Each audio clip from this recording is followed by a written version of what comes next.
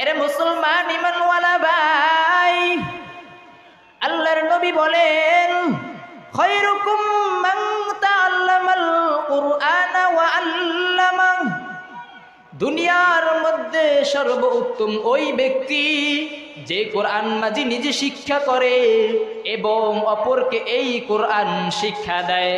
ও নবীর উম্মতের দল, আল্লাহর নবী কখনো বলেন নাই খায়রুকুম মান তাআল্লামাল ইনগিলিজিয়াতা ওয়া আল্লামা। আল্লাহর নবী কখনো বলে নাই তোমাদের মধ্যে সর্বোত্তম ওই ব্যক্তি যে ইংরেজি শিক্ষা করবে সে হলো শ্রেষ্ঠ, এই কথা কোনোদিন বলে নাই।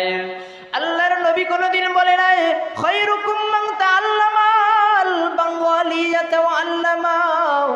ও নবীর উম্মতের দল, আল্লাহর নবী বলেছেন খায়রুকুম মান তাআল্লামাল কুরআনা ওয়া আল্লামা। এই কোরআন যে শিক্ষা করবে সে দামি হয়ে যাবে। আজকে তাকায় দেখো, এই কোরআন যখন একটা কাঠের সাথে লাগে এই কাঠের মূল্য আল্লাহ তাআলা বৃদ্ধি করে দেন। এই কাঠ আজকে আমার পায়ে লাগলে আমরা সালাম করি না। যখন এই কোরআন এই কাঠের উপরে রাখা হয়, এই কোরআন কাঠের উপরে রাখার কারণে ওই কাঠকে আমরা সালাম করতে বাধ্য হই। কথা বলেন ঠিক কি না? এর মায়ের নবীর উম্মতের দল, ও দারুস সালাম পর্দার অন্তরালের মা, ও কেরানীগঞ্জের যুবক ভাই, 1, 2, 3 আজকের দিনের উসিলায় আমাদের গুনাহগুলো মাফ করে দিন। 4, 5, 6 আজকের মাহফিল হবে বিজয়। কথা বলেন ঠিক কিনা? 6, 7, 8, 9 আল্লাহ ছাড়া আমরা কাউকে ভয় করি নাই। কথা বলেন ঠিক কিনা? 10, 11, 12 মাহফিলের বাহিরে যারা ঘোরাফেরা করতেছো ভণ্ডামি ছাড়ো। ঠিক কিনা? 10, 11, 12 মাহফিলের বাহিরে যারা ভণ্ডামি করতেছো ভণ্ডামি ছাড়ো। ও যুবক ভাই, ও পর্দার অন্তরালের মা, টিভিটা বন্ধ কইরে মাহফিলের আওয়াজগুলো কানে লাগাও। ও দোকানওয়ালা যুবক ভাই, 10, 11, 12 মাহফিলের বাহিরে যারা ঘোরাফেরা ভণ্ডামি বাটপারি চিটারি করতেছো ভণ্ডামিগুলো ছাড়ো। ভণ্ডামি ছাইরা মাহফিলের মধ্যে প্রবেশ করো। ঠিক কিনা? এরম দিন তো আর কোনোদিন আসবে না, এরম সুন্দর বাগান তো আর কোনোদিন আসবে না। আজকে চাইলেই পারো তুমি তোমার জান্নাত অর্জন করতে। আজকে তুমি চাইলেই পারো তোমার জীবনের গুনাহগুলো মাফ করতে। আজকে তাকায় দেখো, আজকের মাহফিলের প্রধান মেহমান আমার উস্তাদ, যার কাছে আমি কিতাব পড়েছি, আল্লামা বেলাল হুসাইন সাহেব, যিনি হাজার লক্ষ আলেমের উস্তাদের উস্তাদ, যার নাম শুনলে বাতিলের আতঙ্ক উঠে যায়, সেই হযরতকে বসায় রেখে আজকে আপনাদেরকে একটা মূল্যবান শোনায় যায়।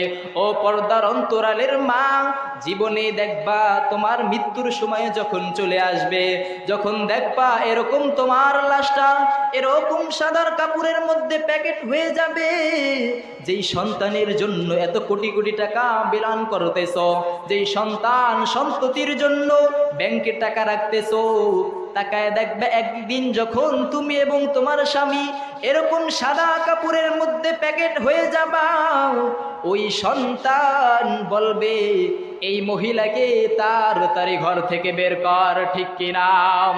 এই সন্তানই বলবে এটা আমার বাবা হতে পারে না, বাবা হইলেও তাকে দেখে আমার ভয় করে, এই লাশ এখান থেকে বের কর, এই লাশ দেখলে আমি ভয় পাই। এর পর্দার অন্তরালের মা, তোমার দিলটা কি এখনো কাঁদে না? দেখো তোমার সন্তানটা হাফেজে কোরআন বানাইছো কিনা। আজকে 7 বছরের বাচ্চা কোরআন তেলাওয়াত করে বাংলাদেশ বিজয় করে বাহিরেও সফর করে সারা বিশ্বতে প্রথম স্থান অধিকার করে, কিন্তু আজকে তাকায় দেখো কোথাও তোমার সন্তান গুনার কাজে গাঞ্জাখোর, বাটপারি, ইয়াবাখোর, মদখোর, হিরুঞ্চিখোরের মধ্যে সবার আগে তোমার সন্তান রয়েছে। ঠিক কি না?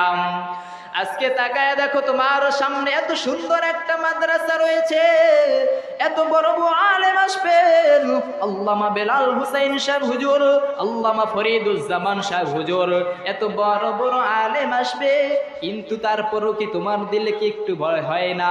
তারপরে তুমি কেন টাকার লোভ করতেছো? কেন ওই ভার্সিটিতে পড়ায় তুমি সরকারি টাকার ইচ্ছা করতেছো?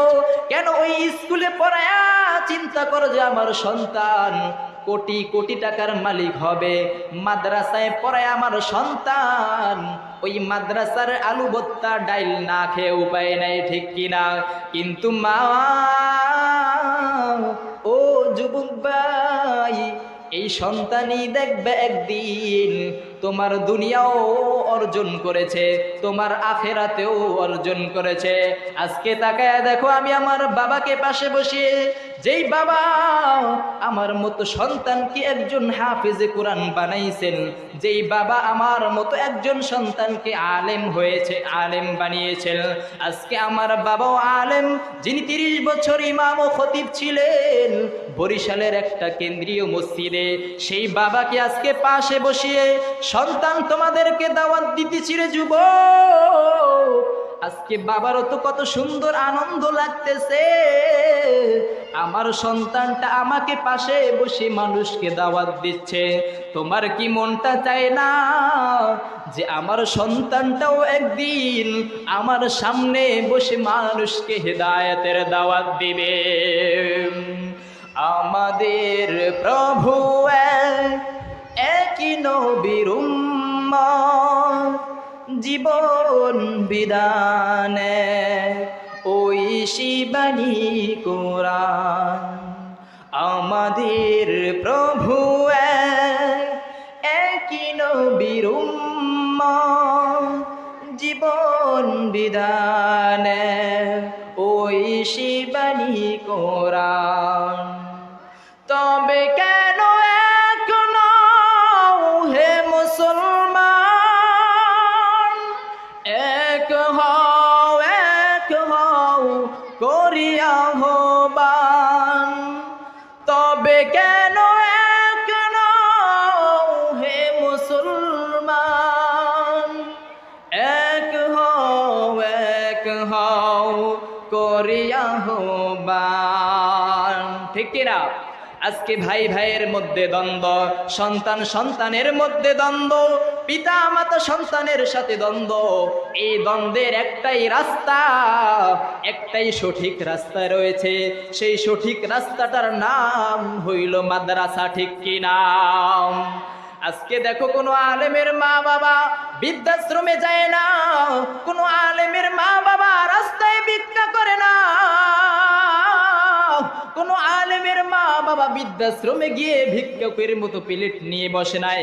আজকে তাকায় দেখো, তোমার মতো স্কুলের পোলাপানের মা বাবাই রাস্তায় প্লেট নিয়ে ভিক্ষা করে, ঠিক কি নাম? এই জন্য যুবক ভাই বলি, সন্তানটাকে একটু মাদ্রাসায় দাও, তোমার সন্তান দুনিয়াও কামিয়াব হবে, আখিরাতেও কামিয়াব। এই যে দেখো, রিজিকের ভয় করতেছো, একটা কথা বলি, আজকে কাকের কথার দিকে তাকাও, এই কাকের দিকে লক্ষ্য করো। এই কাক যখন তার সন্তানকে জন্ম দেয়, এই কাক কত কালো বিচ্ছি থাকে, কবিহুল, এত কুৎসিত থাকে। এই কাক যখন তার বাচ্চাকে জন্ম দেয়, কিতাবের মধ্যে পড়েছি, এই কাক যখন তার বাচ্চাকে জন্ম দেয়, বাচ্চাকে জন্ম দেওয়ার পর এই কাক তার সন্তানের কাছে 3 দিন ধরে আসে নাই। এর নবীর উম্মতের দল, এই কাক যখন সন্তান জন্ম দেয়, 3 দিন যখন মা সন্তানের কাছে আসে না, কিতাবের মধ্যে পড়েছি, এই 3 দিনে এই ছোট্ট বাচ্চাগুলোর রিজিক কে দেয়? তোমার মতো আমি দেই না, এই 3 দিনের রিজিক যিনি দেয় তিনি কে? এর নবীর উম্মতের দল, আজকে যেই রিজিকের ভয়ে তোমার সন্তানকে মাদ্রাসায় পড়াও না। দারুস সালাম মারকাজুল ইসলাম মাদ্রাসা মুফতি আব্দুর রহিম আশরাফি সাহেবের মাদ্রাসা তোমাদের সামনে দিয়েছে। তোমরা চিন্তা করো, এই মাদ্রাসায় দিলে, এত ছোট্ট একটা মাদ্রাসায় দিলে আমার সন্তান ভবিষ্যতে কি করবে, আমাকে কেমনে কামাই করবে? এর নবীর উম্মতের দল, আজকে আমার দিকে তাকাও। আমিও তো এক সময় এই মাদ্রাসায় পড়েছি। এই মাদ্রাসায় পড়ার পর আজকে হাফেজ হয়েছি, আজকে আলেম হয়েছি। সামনে একদিন আগামী বছর মুফতি হব আল্লাহ যদি কবুল করে। এর নবীর উম্মতের দল, ওই কাকের দিকে তাকাও। 3 দিন পর মা সন্তানের কাছে যায়, ভয় পায় এই কারণে কালো দেখা। ওই সাদা কাক ওই 3 দিন পর কালো হয়। যেই 3 দিনের রিজিক তিনি দেয়, তিনি হলেন আমার আল্লাহ। আজকে তোমার আমার রিজিক তিনি দিবেন, তিনি কে? এর নবীর উম্মতের দল, আজকে রিজিকের ভয় করিও না। আজকে আমার শায়েখ আল্লামা বেলাল হুসাইন সাহেব হুজুরের দিকে তাকাও। আজকে হযরতরা কি না খেয়ে মরে আছেন? না না না, আজকে দেখো লক্ষ লক্ষ কোটি টাকার মালিকও এত সম্মান পায় না যত সম্মান আমার শায়েখ আল্লামা বেলাল হুসাইন পীর সাহেব সোনারগাঁর পায়। আজকে তাদের সম্মানের দিকে তাকাও। তাদের সম্মান তো একটা রাষ্ট্রপতিও পায় না, তাদের সম্মানের মতো তো একটা সরকারও পায় না। এর নবীর উম্মতের দল, এর চাইতে সৌভাগ্য আর কি হতে পারে? বাম সাইড থেকে বাবাকে বসে ওয়াজ করতেছি, তোমাদেরকে দাওয়াত দিতেছি, দিনের দাওয়াত। ডাইন সাইডে আমার শায়েখ হযরতকে পাশে বসে তোমাদেরকে সঠিক বুদ্ধি দিচ্ছি যে সন্তানটাকে মাদ্রাসায় দাও। টাকার লোভ করিও না, টাকার লোভ করলে জীবন ধ্বংস। দেখো তোমার সন্তানকে যদি আলেম বানাও, এরকম বড় আলেম হয়ে মানুষকে দাওয়াত দিবে, সঠিক দাওয়াত দিবে, তোমার দুনিয়াও ধন্য, আখিরাতও ধন্য। তাই বলবো, এখনো যারা এদিক সেদিক ঘোরাফেরা করতেছ, আমার শায়েখ আল্লামা বেলাল হুসাইন সাহেব, যিনি হাজার লক্ষ আলেমের উস্তাদ, যিনি আমাদের মাঝে উপস্থিত হয়েছেন, সকলে আলহামদুলিল্লাহ। নারায়ে তাকবীর, নারায়ে তাকবীর, নারায়ে তাকবীর।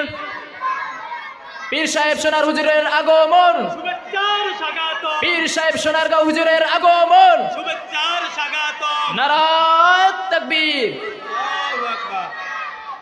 ওয়া আখির দাওয়ানা আলহামদুলিল্লাহি রাব্বিল আলামিন।